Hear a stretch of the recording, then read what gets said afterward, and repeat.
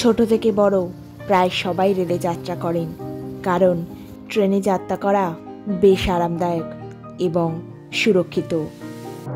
ছোটবেলায় বাবা ও মায়ের সাথে বেড়াতে যাওয়ার সময় ট্রেনের জানালার ধারে বসার বা দাঁড়িয়ে থেকে বাইরের চলন্ত দৃশ্য দেখার জন্য বায়না করা বেশ মজার ছিল।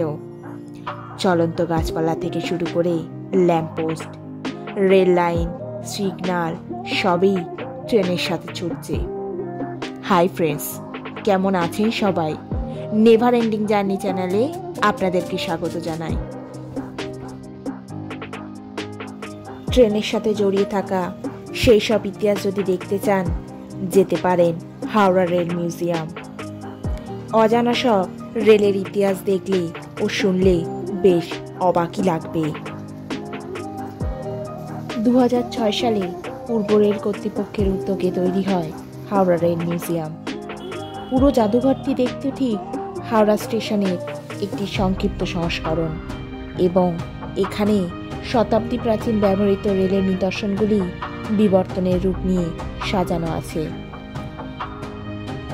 হাওড়া স্টেশন যখন ছিল একটা মাটির ঘর মাত্র, সেই সময় থেকে শুরু করে তার যাত্রার অতি সংক্ষিপ্ত ইতিবৃত্ত। হাওড়া স্টেশন থেকে মাত্র 5 মিনিটের দূরত্বে অবস্থিত এই সুন্দর জাদুঘরটি বেশ আকর্ষণীয়। একটি নির্দিষ্ট প্রবেশ মূল্যের দ্বারা প্রবেশ করে একটি সুন্দর ইতিহাসের সাক্ষী হতেই পারেন, মন্দ লাগবে না। টিকিট কেটে মেন গেট দিয়ে প্রবেশ করলেই সংগ্রহশালার একদম সামনেই রয়েছে হল অফ ফেম।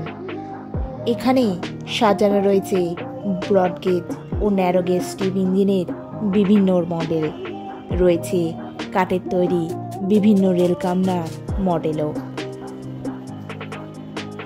নেহাতি মডেল, নেহাতি প্রতীকী সংস্করণ, কোথাও বা দীর্ঘকাল ধরে অবসরপ্রাপ্ত ধোঁয়া গাড়ি, কোথাও অতীতের লালটেন।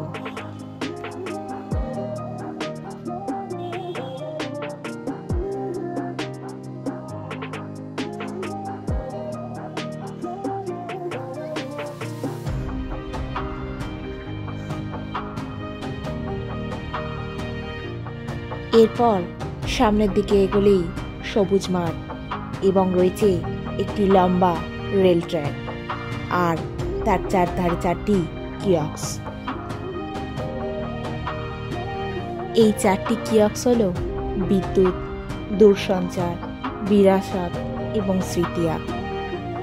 বিদ্যুৎ নামের কিয়স্কটি থেকে পূর্ব রেল বিভাগে বৈদ্যুতিক ইঞ্জিনের ইতিহাস এবং বিদ্যুতের ব্যবহার কিভাবে রেলযাত্রাকে সহজ করে তুলেছে তার বর্ণনা পাওয়া যায়।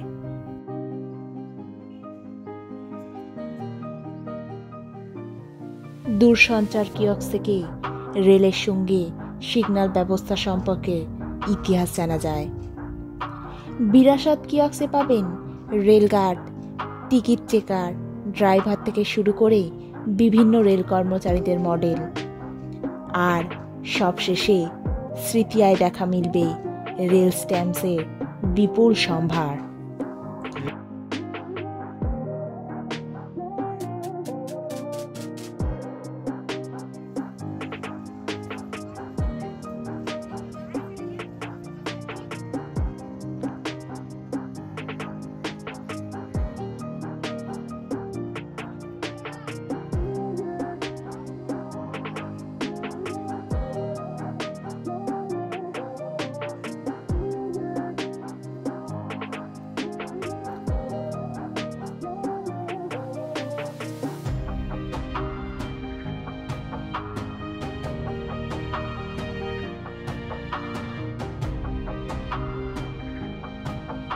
মিউজিয়ামটি বেশ আকর্ষণীয়। ছোট থেকে বড় সবারই বেশ ভালোই লাগবে পুরনো রেলের ইতিহাস নিজের চোখের সামনে দেখতে। পুরো মিউজিয়ামটি ইতিহাসে মোড়া, আর তার মধ্যে ইস্ট পাকিস্তান রেলওয়ের একটি ইঞ্জিন আপনাদের নজর কাড়বে। 1971-এর ভারত পাক যুদ্ধের সময় এই পাক ইঞ্জিনটি আটক করেছিলেন ভারতীয় সেনা এবং সেটি দেখতে পাবেন এই সংগ্রহশালায়। দেখতে পাবেন কবিগুরু এক্সপ্রেস সহ বিভিন্ন এক্সপ্রেস ট্রেনের মডেল সংস্করণ।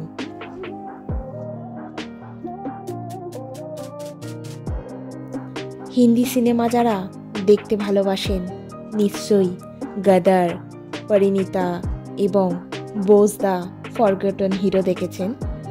সেই সিনেমাগুলিতে একটি স্টিম ইঞ্জিন ব্যবহৃত হয়েছে, সেটিও দেখতে পাবেন এই হাওড়া রেল মিউজিয়ামে। বিশেষ করে পরিণীতা খ্যাত কাস্তুমা জাগানের দৃশ্যায়নে ব্যবহৃত সেই স্টিম ইঞ্জিন। এছাড়া আরও কত কি, নিজের চোখে না দেখলে বিশ্বাস হবে না।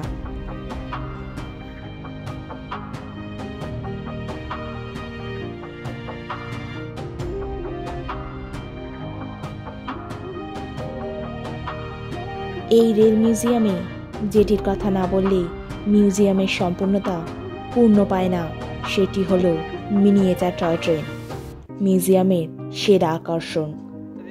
একটি নির্দিষ্ট টিকিটের দ্বারা চড়ে বসতেই পারেন এই টয় ট্রেনে এবং পুরো মিউজিয়ামটি এক পাক ঘুরে আসতে পারেন, বেশ ভালো লাগবে।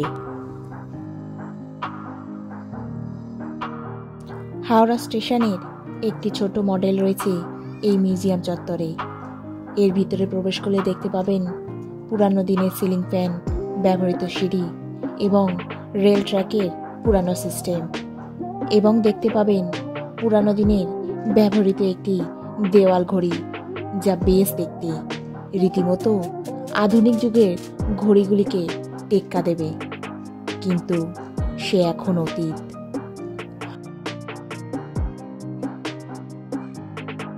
পুরো মিউজিয়াম জুড়ে প্রচুর এমন সব নিদর্শন রয়েছে, তার বিবরণ দিলে দেখে মজা পাবেন না। তাই একবার হলেও সময় নিয়ে বেরিয়ে আসুন। কোনো কিছুই চিরস্থায়ী নয়, এখানে আসলে বোঝা যাবে। টাইম মেশিনের দ্বারা যদি বাল্যকালে প্রবেশ করা যেত কতই না ভালো হতো। এখানে টাইম মেশিন হয়তো নেই, কিন্তু ঘুরতে ফিরতে কখন যে আপনি বাল্যকালে প্রবেশ করে যাবেন বুঝতে পারবেন না। তাই একবার হলেও পরিবার নিয়ে বেরিয়ে আসতেই পারেন এই ইতিবৃত্তের জাদুঘরে। ভালো থাকবেন, সুস্থ থাকবেন।